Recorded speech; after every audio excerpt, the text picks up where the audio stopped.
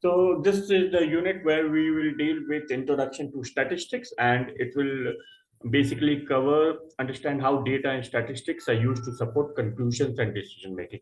By the way, Johnny, in case if you want to interrupt me in between, that's also fine if you want to ask any questions. Oh, that's okay. Yeah, that's great. Thank you. Okay. So in this unit, we will aim to provide an introduction to statistics and how they can be used to develop a knowledge and understanding about the basic principle of statistics. So the indicative content for these units are how data and statistics are used to support conclusions and decision making, how statistics can be manipulated and misused to give a biased information, because most of the business organizations or political organizations, they are dependent on data. So it is how you can interpret the data. It can give you correct information, or it can also be manipulated to give a biased information. Then how it can be used to influence the public perception and consequences of misusing data, and example of misuses of statistics, and the importance of choosing the right sources and validating the sources. So these aspects we will cover in today's class. So the first one is like introduction to statistics. So how data and statistics are used to support conclusions. So this you already highlighted earlier. So data analytics, to broadly define, it is a science of analyzing raw data to bring about meaningful information and meaningful insights. So it is basically used to basically used for analyzing historical data and to make projections or to analyzing the trend and all. So data and statistics, they are very important in supporting conclusions, although there is always a chance of error, but almost all the organizations today, they use data. So that's why many social media companies like Facebook or Twitter and all, they collect user data, and then based on that, they create advertisements to recommend. For example, what Amazon does is that it analyzes your purchasing patterns, what you have purchased in the past or what you have purchased recently, and then it will give you recommendations based on your purchased product. So it basically gives you options. So it is that data mining is going on at the back end. So this is again done through systematic analysis. So data should be, the larger the data, the better accuracy will be there for predictive analysis. So how data and statistics are utilized for the purpose of data analytics. So the first thing is data analytics for informed decision making. So it involves the systematic analysis of raw data. Mind you, the data is always historic data. So that is one of the major drawbacks which we generally avoid, which we generally like ignore, that we are using historical data. So in the past, it may or may not be applicable, but still organizations are reliant on trend for getting useful insights. So one of the limitations of data, what we can say is that, for example, during the COVID atmosphere, before March 2020, nobody knew about COVID and what it can do, or how it can disrupt the entire world. But they were all using the data, like assuming the trend will go on. For example, stock market, okay, it will go on, it will rise for some point of time, or the health experts. So there was no such new factor. But the COVID thing, it totally changed the world. So this itself shows like you cannot be reliant on the past data alone. You have to incorporate the changes in the new environment as well. So basically, but still, apart from those shortcomings, that was like once in a blue moon, or like what you can say, a black swan event. But generally, organizations are reliant on data, and by employing data analytics techniques, they can uncover hidden information, anticipate future trends. So analyzing the trends, it is one of the most important part of data analytics, and make strategically guided decisions.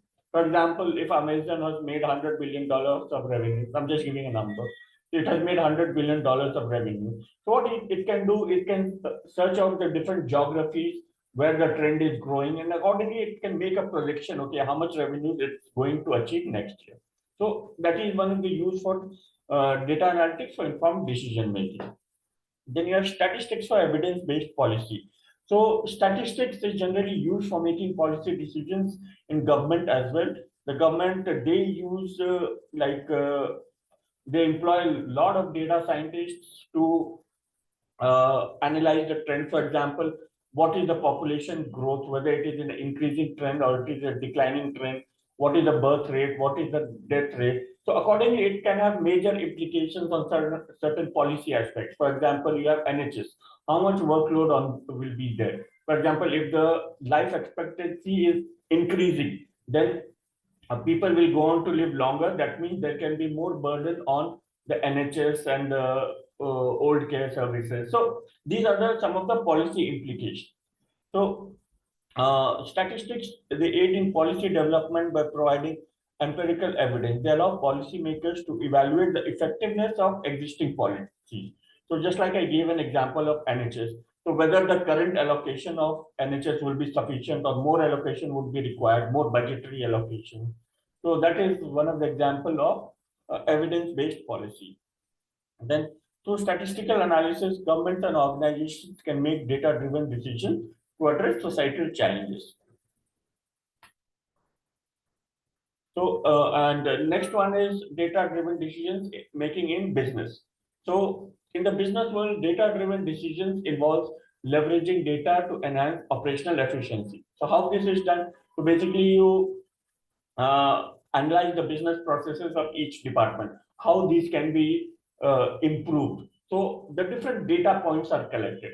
For example, if there is a redundant activity in 2 or 3 departments, it can be made as a common cost center. So the costs can be reduced for all the 3 departments, as well as a single backend function can serve all these departments. So that is how operational efficiencies can be achieved. Then customer experience, very, very important. Like how the customers are responding, what is the experience about the product or service, what ratings are they giving. So why is this important? Because customers, they generally give out their word of mouth feedback on social media, and once it goes on social media, it becomes viral. So companies are very attentive. So for example, if you're facing any issue with the company and they're not responding to your queries, you post it on social media, just see how quickly they respond. So they are very much concerned about their image, and the customer experience is a very, very important factor for most of the companies. And then by collecting and analyzing relevant data, businesses can identify market trends. Again, this is the trend analysis, customer preferences. For example, what Apple does is whether customers will be willing to pay higher amount for the new products. So those are the things that are customer preferences. For example, Samsung has brought in a fold phone. So whether Apple must have definitely analyzed it, whether they can go into that segment, something like that. And then areas of optimization, which is like the internal business processes. So these can lead to more successful strategies. And then what are the different steps to analyze data for business decisions? So the process of analyzing data is typically 7 steps, which includes defining the objectives. What are you expecting out of data analysis? Then data collection, then data cleaning, data interpretation. These are again involved in several other steps. The data cleaning itself, it involves 3, I think 2 more substeps, which is like you do a descriptive analysis, you do a quantitative analysis, and then you interpret it whether these findings are consistent with your objectives or not, and then you interpret it. So these steps ensure that data is transformed into actionable insights. So ultimate objective of any data analysis is to facilitate the managers for making business decisions. So it has to bring out some useful insights, something like a useful pointer. So if you can, as a data analyst, if you are just giving, okay, the sales have been increasing or it has been flat over the last 10 years, so that is of no use to the managers. So if you say that, okay, this is one segment where there is a potential of increase in sales. So that is an actionable insight. So that you can present it to your manager. So that is how you can analyze the data for business decisions. Then in academic research, statistical analysis is very important in analytical research, basically when you are doing quantitative analysis. So what you can do here is that you can formulate a research hypothesis, and then you can test the hypothesis by collecting data. So it can be through statistical techniques of multiple regression or correlation, where you investigate the influence of independent variables on the dependent variables. So here the data is collected in the raw form through a Likert scale of 5.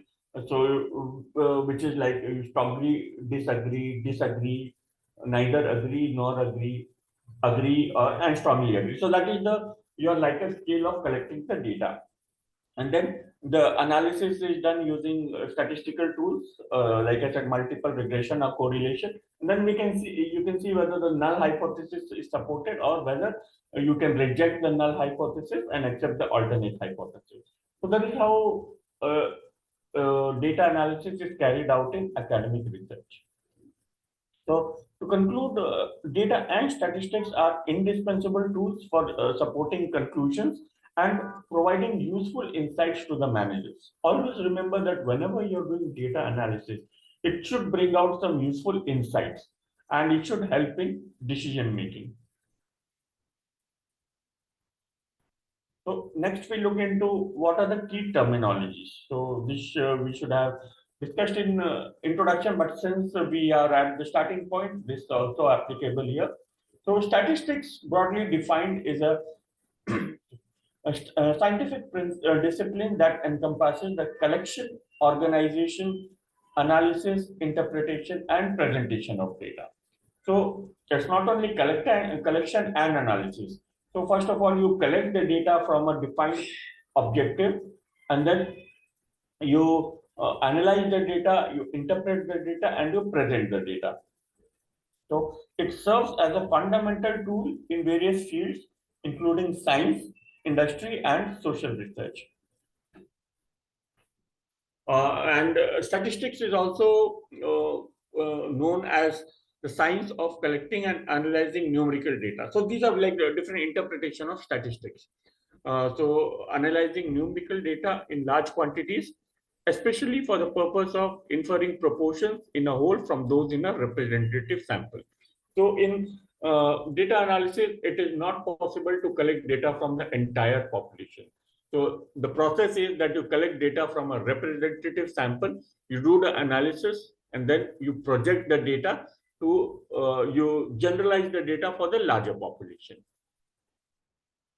Of course, there will be some outliers also, but you get a broad view of the larger population by conducting the statistical analysis on a relatively smaller sample. Then what is data? So data can have multiple interpretations.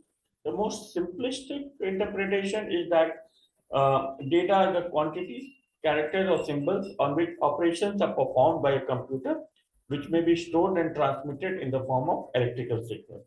So this is a more of a technical interpretation of data. So simply speaking, data is the different, like a unit of observation. That is one of the most simple description of data. Next, we look into what are the basic principles of statistics. So statistics is a fundamental field within mathematics that is widely used in various academic disciplines. So statistics, it comprises of data collection, then data analysis, which may use descriptive statistics. So descriptive statistics, it may use like mean, median, mode, standard deviation, kurtosis. And then you have inferential statistics. So here you use to make predictions or inferences about the sample based on the historical data. Then probability. So probability theory is fundamental to statistics. It deals with the likelihood of the occurrence of the events, and it is considered as one of the fundamental base for many statistical techniques. Then you have sampling. So sampling is a concept wherein you collect the data from a smaller sample of the population, since it is not possible to collect data from the entire population. So sampling can be either simple probability sampling or non-probability sampling. So in probability sampling, like every participant, every unit of the population has a equal chance of being selected. Whereas in a non-probability sampling, the sample is selected based on certain characteristics. And then finally, statistical inference, which is the process of drawing conclusions or making decisions based on the data.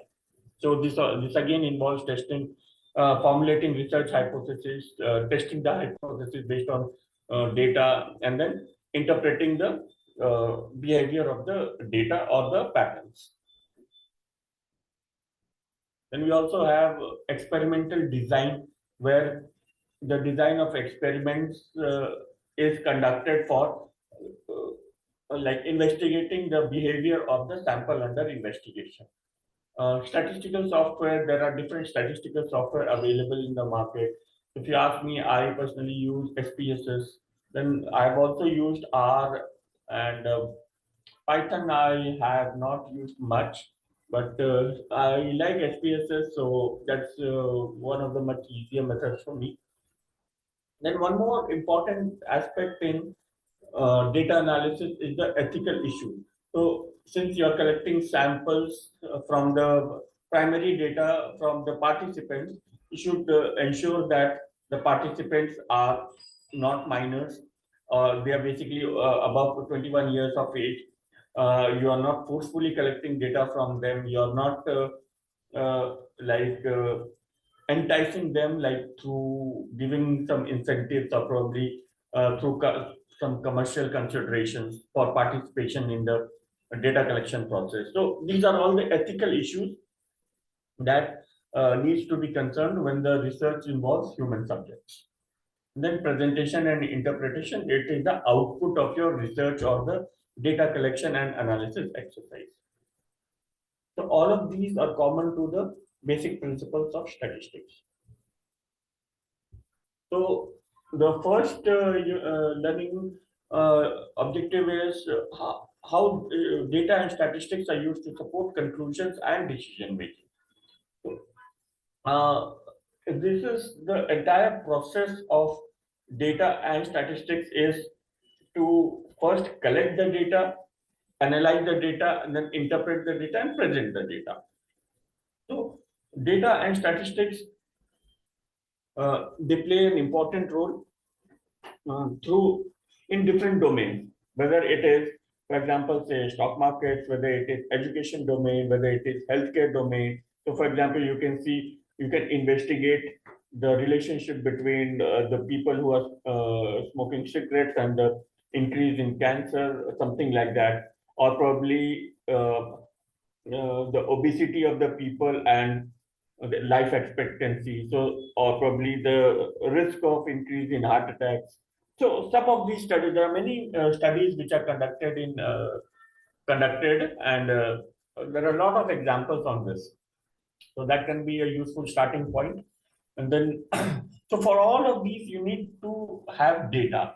So for academic research, you can collect data from general population, you can collect data from companies. But for specific research, for example, health-related research, you need to conduct trials, you need to identify participants. So that involves some more focused approach. So for that, data collection is necessary, and then data analysis. So the data collection process again involves hypothesis testing, where hypotheses are formulated using statistical methods. So for example, you may hypothesize that students who are working part-time, they are more attentive towards studies. So that can be one hypothesis. Then you can collect data, for example, for for example, from 100 or 200 sample size, and then you can do a quantitative analysis to test the research hypothesis. That decision support. So once data analysis is completed, the insights obtained can inform decision-making processes. For example, in a higher education institute like UK Versity, this could involve decisions related to the curriculum design. So, for example, for the students who are working, they would want to have a short and crisp curriculum, not very lengthy, and they would want to like finish the course as well as acquire knowledge as much as possible in a short span of time. Whereas for students who like they want to study more, who want to take extended course duration, so for them the curriculum design can be different. Then there can be decision support with respect to faculty development, resource allocation, or student support programs. So these can be the output for any data analysis. Then you have predictive analytics, where data and statistics can be used for predictive purposes. For example, predictive analytics can forecast student enrollment numbers, helping institutions plan for further resource needs. So, for example, again in stock market, it can be price discovery, or probably the price momentum of any stock, or probably where the gold prices will be 6 months from now. So something like that, predictive analytics. And then finally, the business implication is that data and statistics can be used for continuous improvement. So data and statistics, they enable institutions to monitor and assess the performance over time. And by analyzing trends and patterns, institutions can identify areas that require improvement and that can take proactive measures.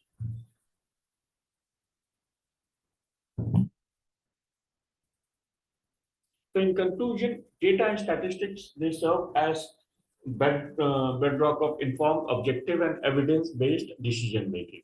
So they offer a structured approach to analyze information, reducing uncertainties and supporting conclusions in various professional and academic settings. So that is the purpose of data and statistics. In fact, it encompasses each and every aspect of any business or let's say government or any other entity in which operations are involved. Operations or different aspects are involved. So next we look into how statistics may be misused to influence decision making or perception. So since now we know that statistics is the like the backbone of any organizational decision making, it can also be used to it can also be misused or manipulated to serve specific agenda or biases. For example, it can promote certain agenda. For example, in Twitter, if you would have heard, there were very much misinformation during Brexit or probably during the US presidential elections. So, so whatever you see, it may not be the truth. It may be driven by some other agenda. So, so how is this created? The first one is sampling bias. So one way statistics can be misused is through sampling bias.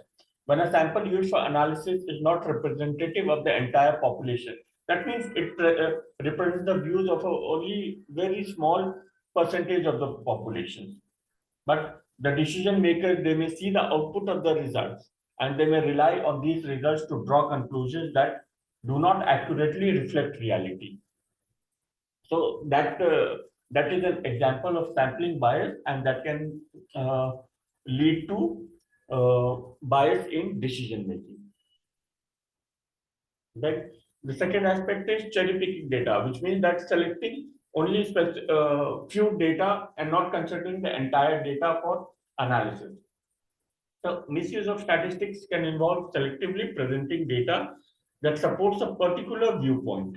So in academia, this can one example is that it could manifest as researchers publishing only positive results from an experiment while omitting negative findings, giving a skewed impression of the researcher's success. So, for example, this is very common in medical field, where most of the medical research is financed by the large pharmaceutical companies. So the research in one of the survey, it was shown that 97% of the researchers agree with whoever is financing them. So this presents a case of the cherry picking of data or selecting only very small or omitting the results or omitting the negative information. Then the third one is misleading visualizations. So a visual representation of data can be manipulated to distort the perception of information.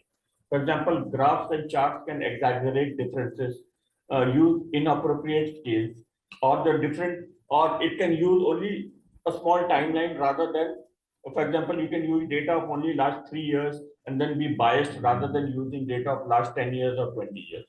So misleading graph in a presentation could influence resource allocation decisions inappropriately.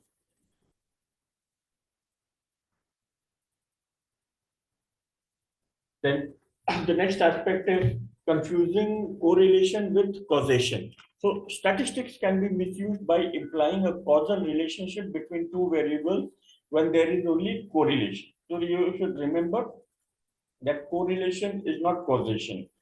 So an example would be if a study finds that students who eat breakfast perform better academically, it does not necessarily mean that eating breakfast causes better academic performance, wherein other factors may be at play. So this is an example of confusing correlation with causation. Then you have overgeneralization. So another misuse of statistics involves overgeneralization. So it means that you can make a broad when you get a result from a data set, the researcher may tend to extrapolate it to the larger population, making it a universal understanding, whereas that may not always be the case. Then lack of context. So statistics can be misleading when presented without a proper context. For example, reporting a percentage change without indicating the base value can exaggerate the significance of the change.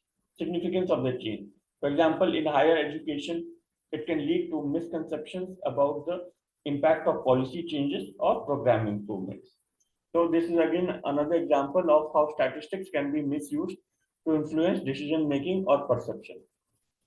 So in conclusion, the misuse of statistics is possible. It has been happening at many places, and it can have significant implications.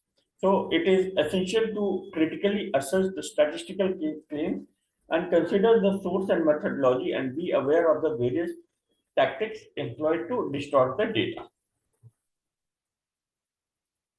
So next we look the importance of relating sources of data and statistics. So what we do is that we need to validate the source of the data.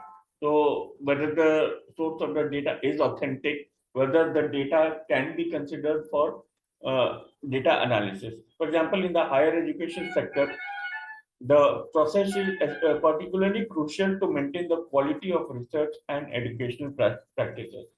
So here, a formal explanation of importance of validating the sources of data will be provided. One of them is the use of Harvard referencing system.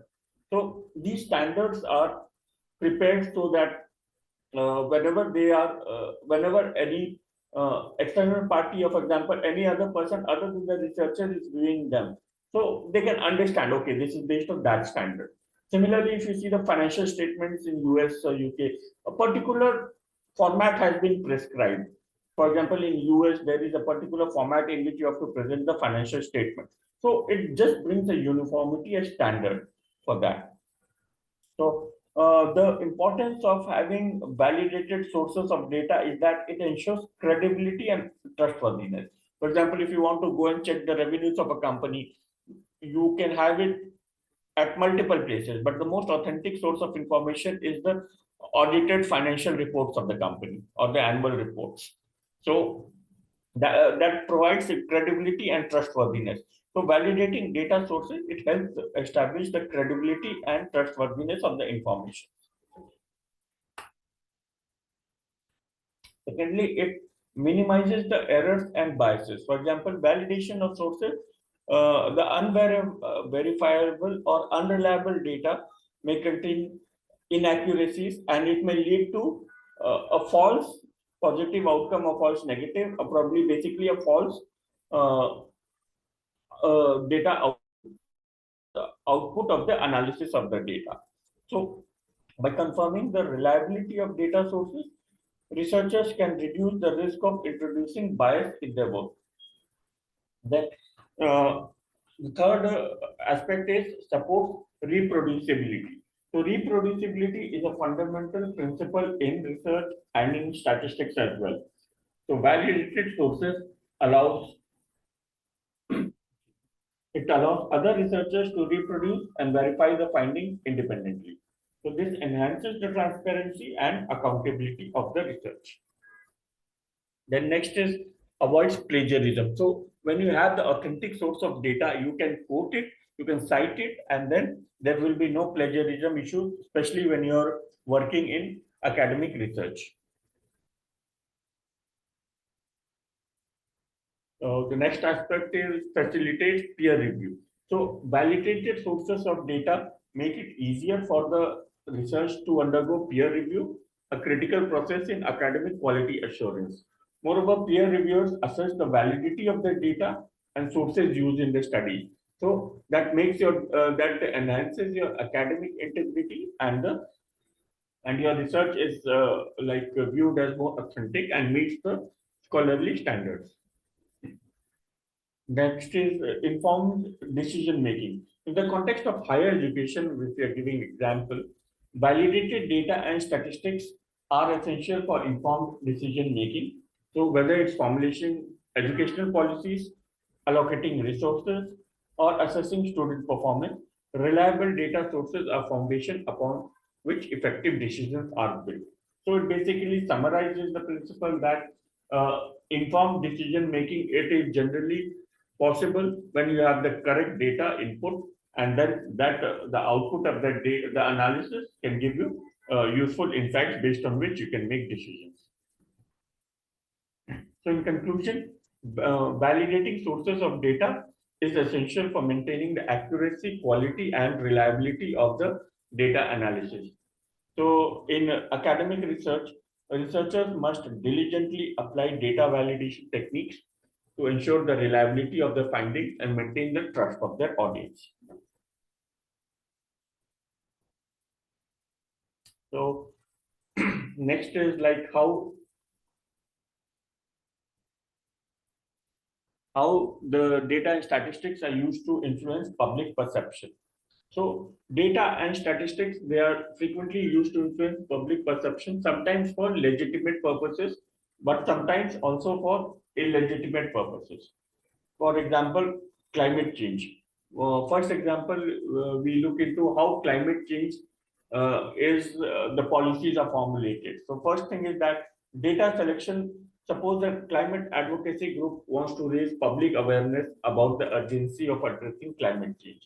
So they have access to a vast amount of climate data, including temperature reports, sea level measurements, and atmospheric carbon dioxide concentrations.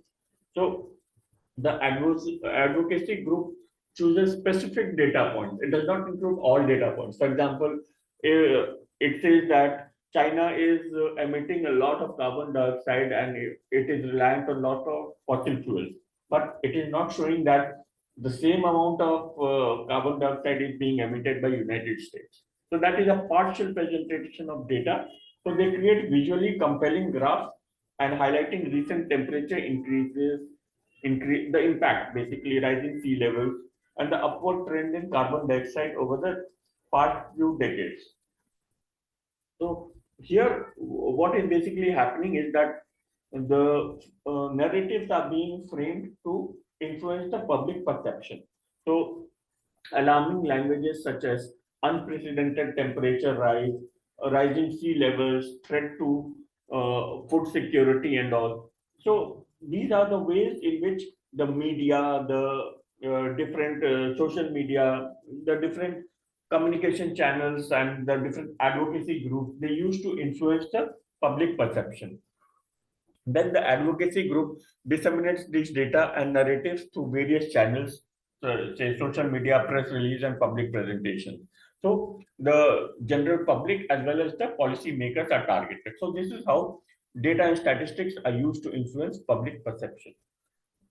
So as the public encounters these data-driven messages repeatedly, they begin to perceive climate change as a pressing and immediate concern, and they demand action from their respective governments and policymakers.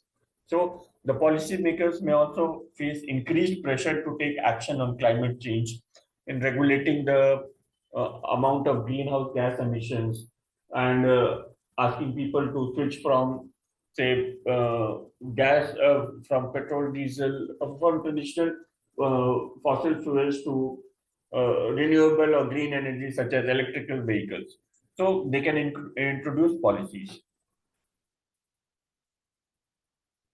So in summary, data and statistics from surveys and studies can be powerful tools for shaping public perception by informing, educating, and influencing public opinion. So this can also be used for various, including technologies like artificial intelligence. So this is what. So next we look into an higher. If you want to pursue merit or distinction, so this may concern you, or you may be more interested on this. So analyzing how data and statistics are used to influence public perception requires a critical examination.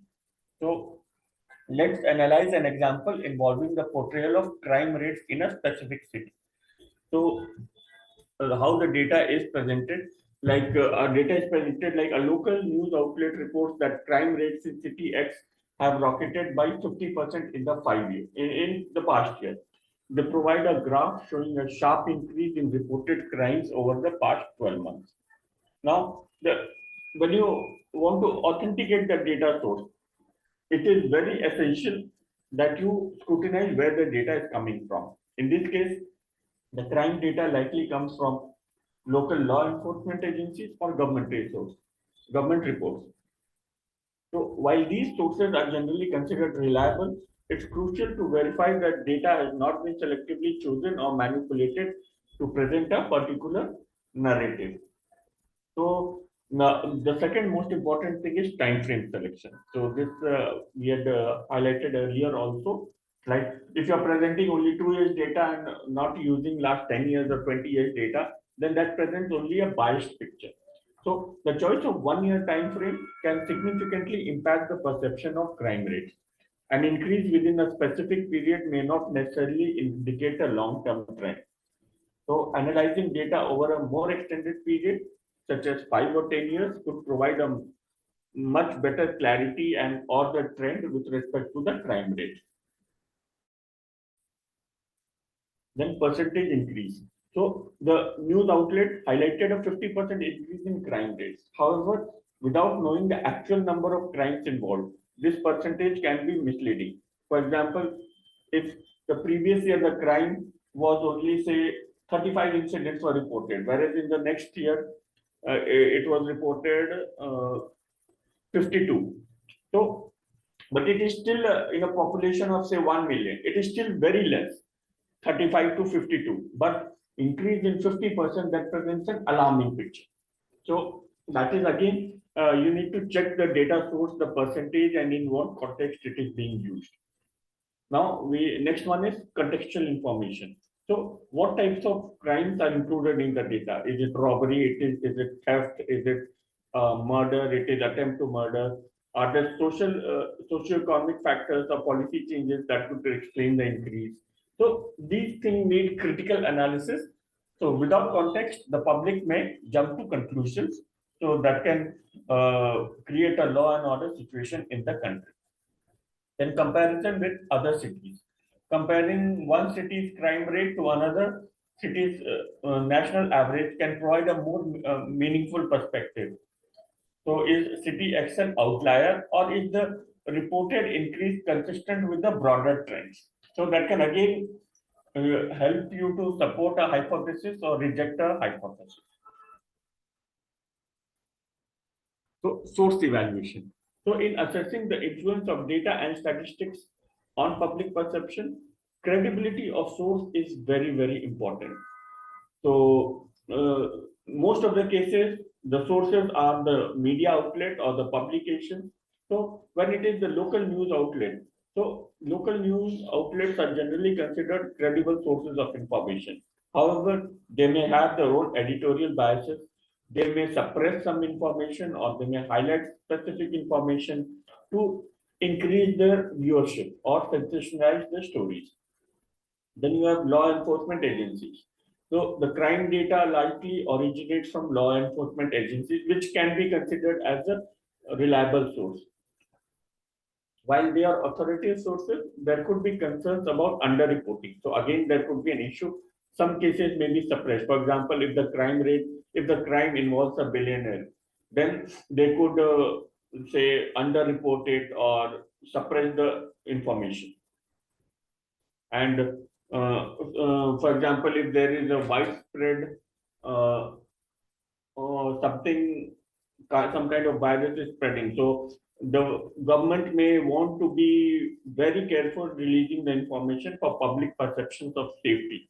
So it may be released in a scattered manner or probably in a more filtered manner as to not create a panic among the general public. Then, to analyze the use of data and statistics, one must consider the theoretical framework of media effects and framing theory. So, what are these media effects theory? So, it posits that media has a significant impact on individuals and society.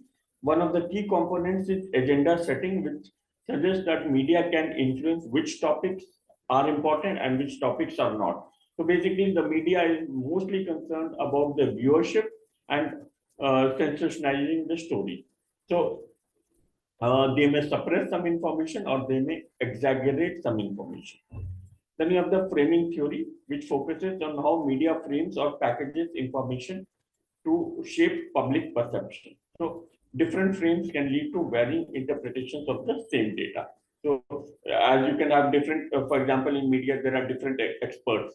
So even for a debate, if they call different political parties, they may have different opinions. So it can lead to varying interpretations of the same data.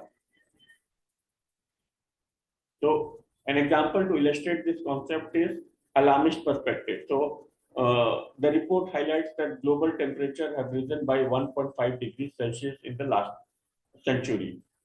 So what is the source? The Intergovernmental Panel on Climate Change. So this is a reliable source. So what is the effect? This frame, often used by environmental activists and social media outlets, aims to create a sense of urgency. It suggests that immediate action is necessary to combat climate change. But from a skeptical perspective, if the same report is presented but with emphasis on natural climate variability and uncertainties in the data, so then the source could be a climate skeptic organization. Then this frame aims to downplay the significance of the temperature rise and cast doubt on the need for drastic measures. So there are different perspectives which you need to consider when you are analyzing or you for any major story, or as a data analyst, you need to see that what relevant data, what authentic data, because all of these analyses that you present can have significant implications for your organization or as well as for other organizations if your report is published. So in conclusion, the same data set is used, but the framing of statistics drastically alters how the public perceives the issue of climate change. Media outlets, organizations, and interest groups strategically choose how to frame data to advance their agendas. So this is with this we come at the end of our session today. So probably if you have any questions, you can let me know. No questions I think that come up just yet, but it's all been very interesting. So thank you for going through it. I'm looking to sort of aim for a distinction myself, so that last bit particularly interesting and how it's all laid out. Great. If you also have any feedback for me, you can also suggest that. You can write to me, or if you need any further information or any help related to data and statistics, I'll be glad to help. That's great. Thank you. Okay. Thank you, Johnny. Have a nice day. You too. Take care. Bye bye. Bye.